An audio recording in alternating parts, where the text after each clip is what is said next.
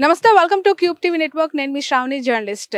AP రాజకీయాలు రోజుకో మలుపు తిరుగుతున్నాయి, పూటకో దిశగా ప్రయాణిస్తున్నాయని చెప్పి తాజాగా వస్తున్న సర్వేలన్నీ కూడా తేటతెల్లం చేస్తున్నాయి. సాధారణ ప్రజల్లో మాత్రం ఉత్కంఠ కొనసాగుతోంది. ఎందుకు అంటే అధికార పార్టీ మళ్ళీ మేమే వస్తామని చెప్తోంది. అటు ప్రతిపక్షమేమో ఖచ్చితంగా ఛాన్స్ లేదు, మేము ఈసారి కూటమిగా గెలుపు దిశగా ప్రయాణం చేస్తున్నాం, ఖచ్చితంగా మేమే గెలుస్తామని చెప్పి టీడీపీ, జనసేన, బీజేపీ అలయన్స్ లో ఉన్న ముఖ్య నేతలు చెప్తున్నమాట. బట్ ఏపీలో గ్రౌండ్ రియాలిటీస్ ఏ విధంగా ఉన్నాయి, ఏపీలో జరుగుతున్న పొలిటికల్ డెవలప్మెంట్స్ పై ఇక్కడ సర్వే చేస్తున్న ఏజెన్సీల అభిప్రాయం తీసుకోవటానికి నేను ప్రయత్నం చేస్తూ ఉన్నప్పుడు థర్డ్ విజన్ రీసెర్చ్ సంస్థ, మీ అందరికీ తెలుసు, నాగన్న పేరుతో గత వారమే ఒక సర్వే రిపోర్ట్ వచ్చింది, చాలా సంచలనం రేకెత్తించింది.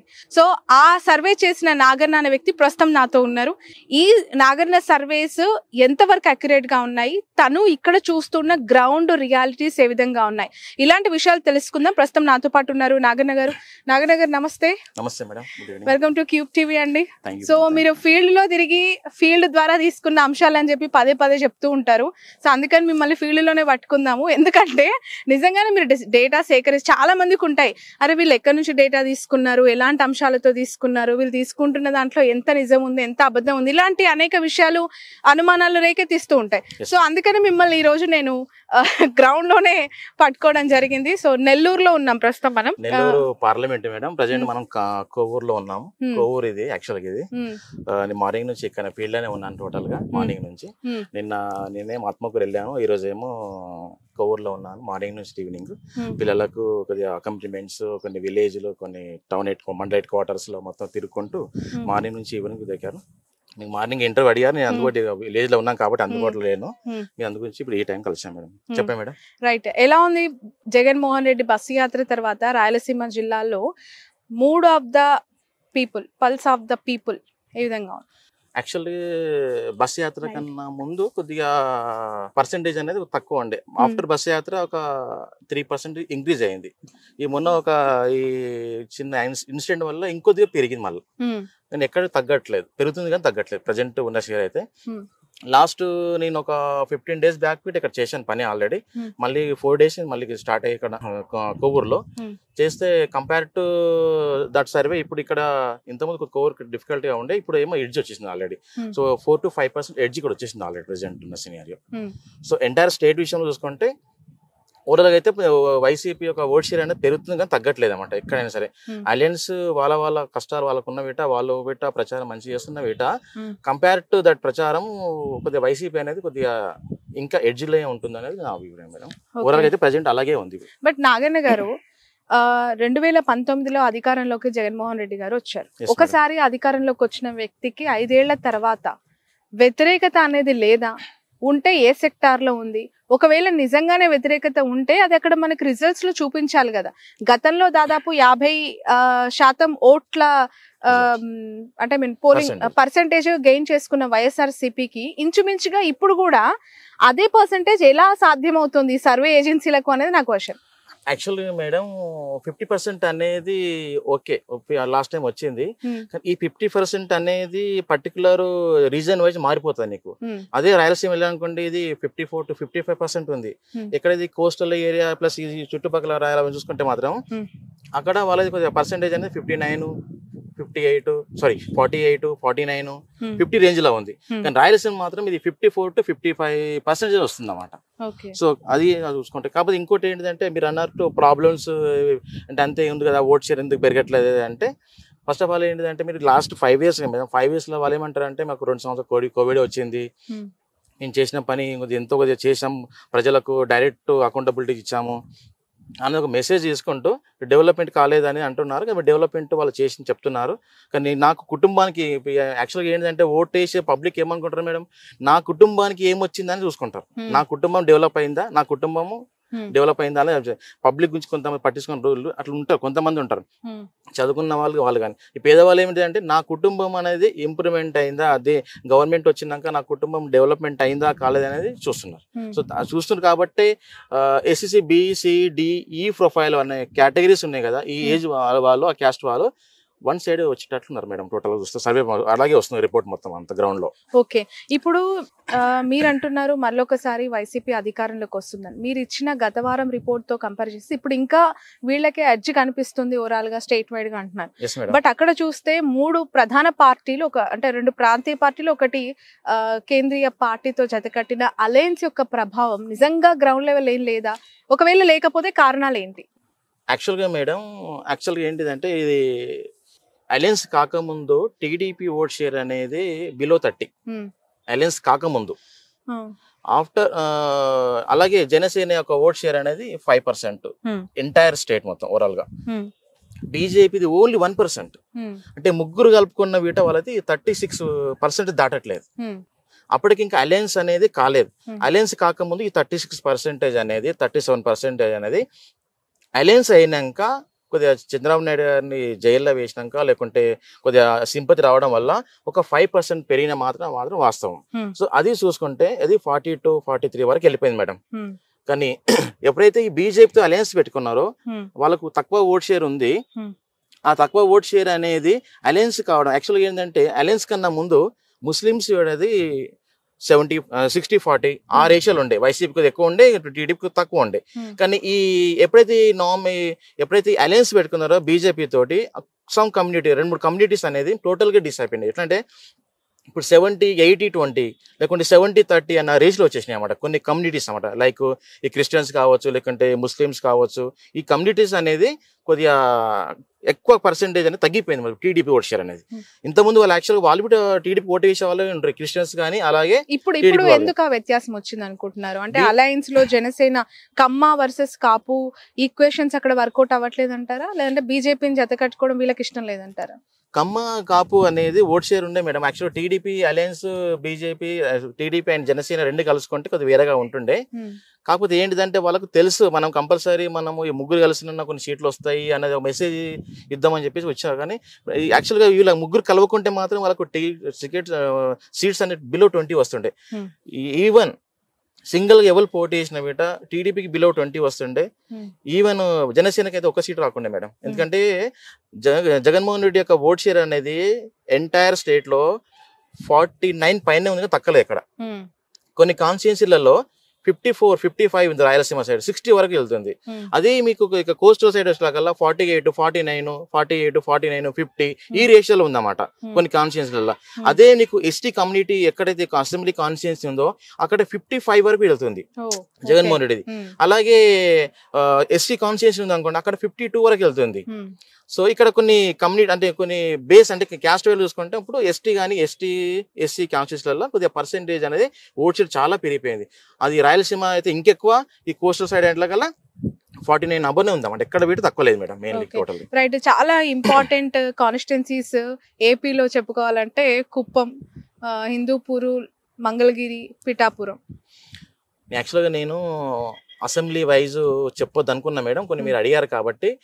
ప్రజెంట్ అయితే నారాలోకి ఎస్ఆర్కి అయితే ఈజీగా ఉంది వెన్ను కావడానికి. ఇప్పటి వరకు అయితే ఈ రోజు వరకు ఇంకా 25-30 డేస్ టైం ఉన్న వీట అతను గెలవడానికి ఎక్కువ అవకాశాలు చాలా ఉన్నాయి.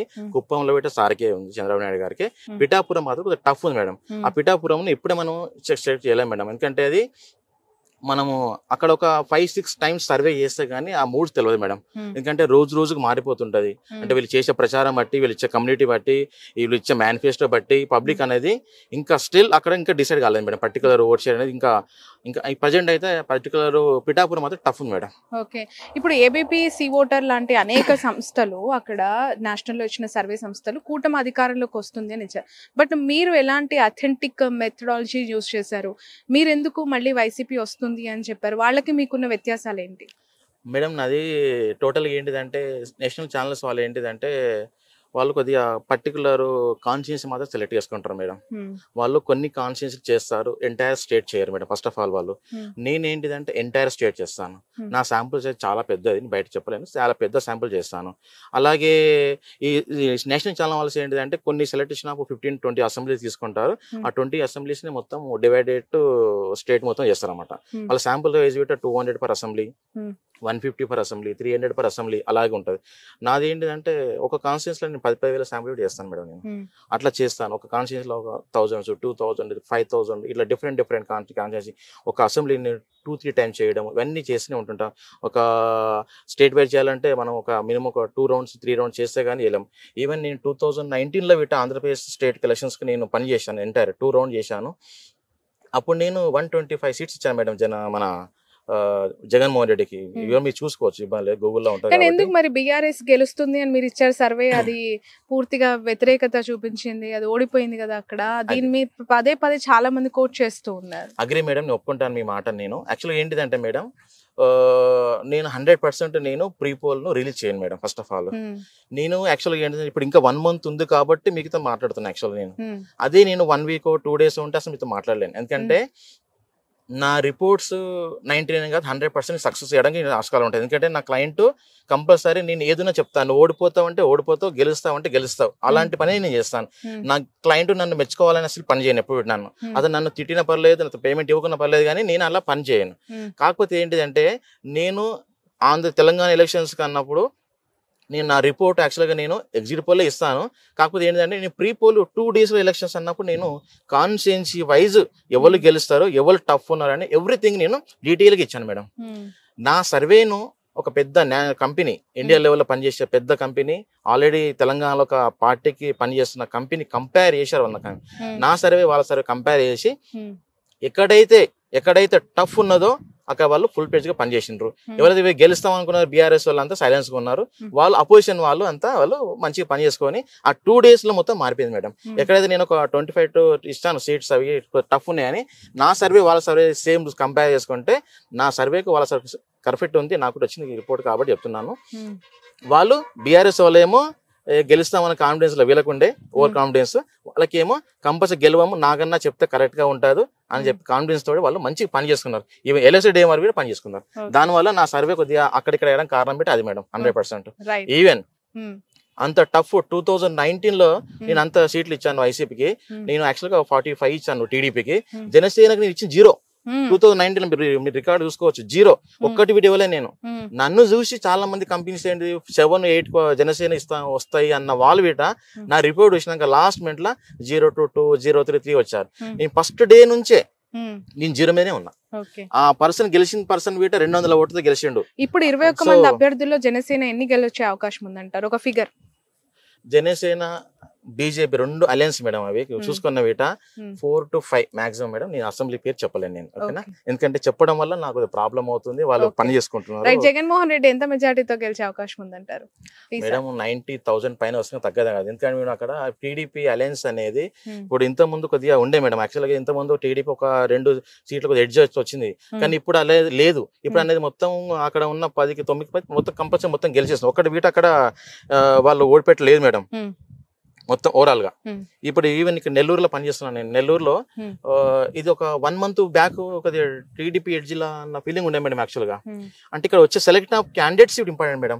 ఏదన్నా కాన్స్టిట్యుయెన్సీ గెలవాలి అంటే అక్కడ క్యాండిడేట్ సెలెక్షన్ అండ్ ఎవరైతే ఎంపీ క్యాండిడేట్ కానీ ఎమ్మెల్యే క్యాండిడేట్ కానీ వాళ్ళకి సెలెక్షన్ ఆఫ్ క్యాండిడేట్ కరెక్ట్ గా ఇచ్చారు కాబట్టి కొన్ని సీట్లు ఓడిపోయే సీట్లు వీట వైసీపీ అనేది గెలవడానికి అవకాశం ఎక్కువ వచ్చేసింది మేడం.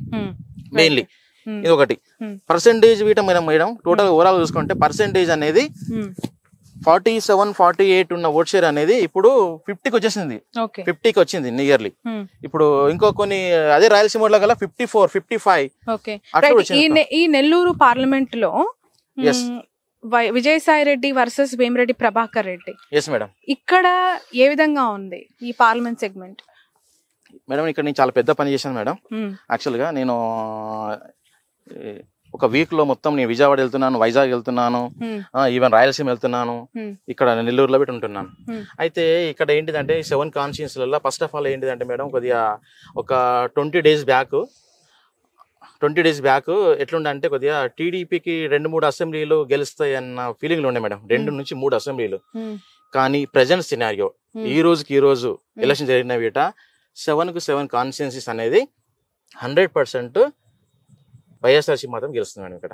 ఎందుకంటే నీ కంపేర్ టు లాస్ట్ 25 days ఈ ప్రజెంట్ సర్వే చూసుకుంటే మొత్తం ఓట్ షేర్ అనేది వైఎస్ఆర్సీపీ ఓట్స్ పెరిగిపోయింది.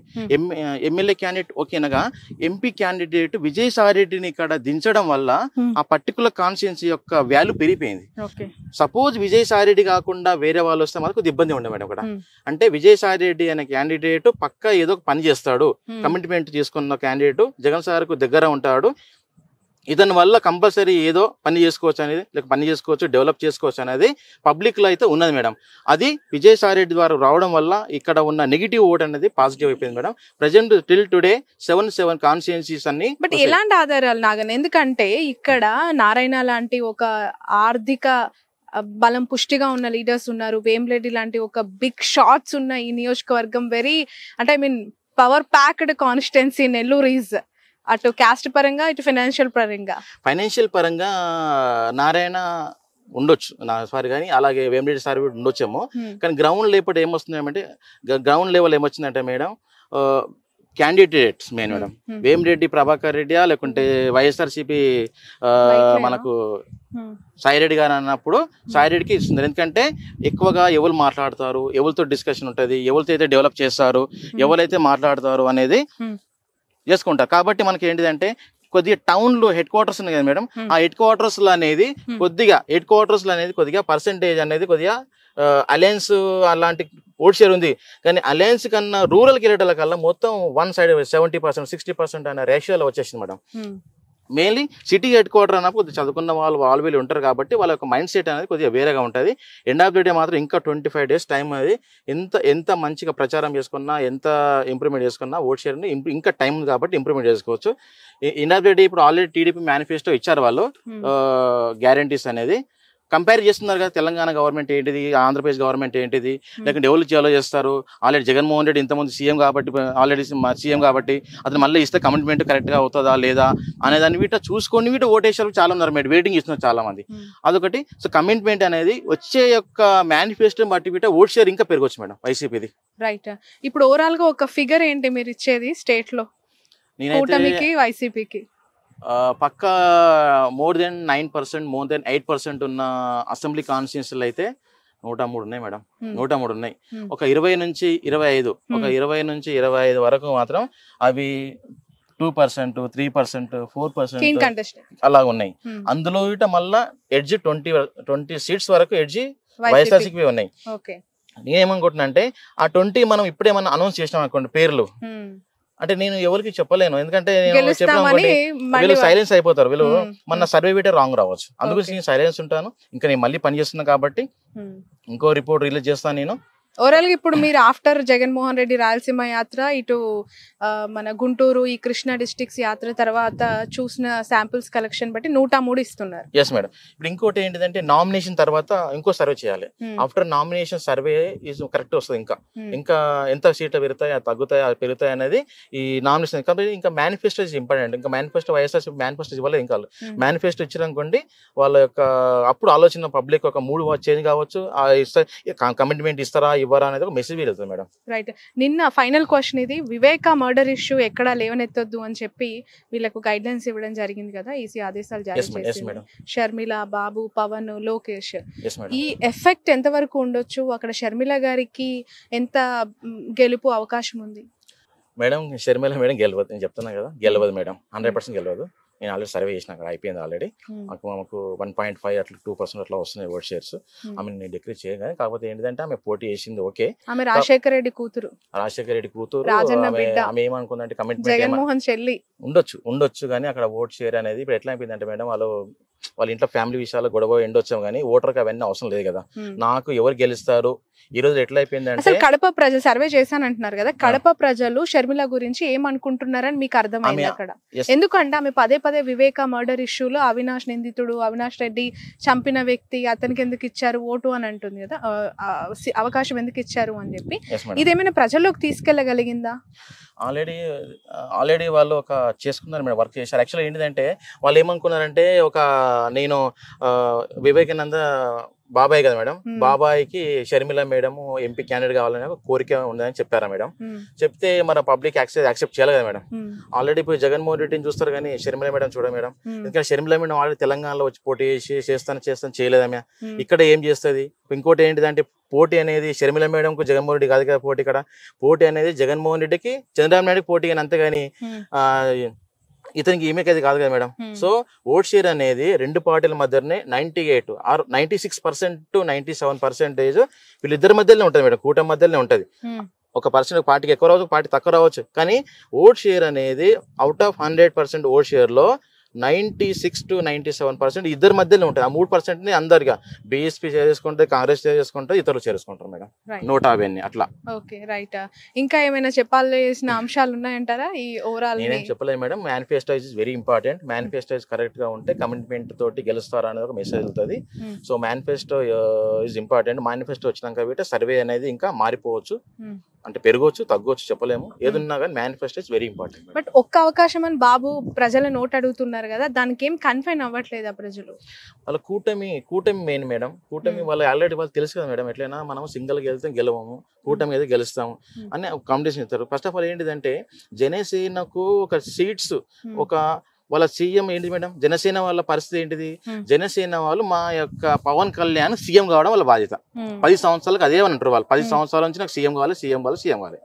ఇప్పుడు ఎట్లా అయిపోయిందంటే ఆ సీఎం అయ్యే క్యాండిడేట్ అలయన్స్ లోపల ఒక 50 సీట్లన్నా 60 సీట్లన్నా మాకు వస్తాయి అన్న ఫీలింగ్ తో వాళ్ళు పనిచేసిండ్రు జన సైనికులు పాపం వాళ్ళు 10 సంవత్సరాలుగా.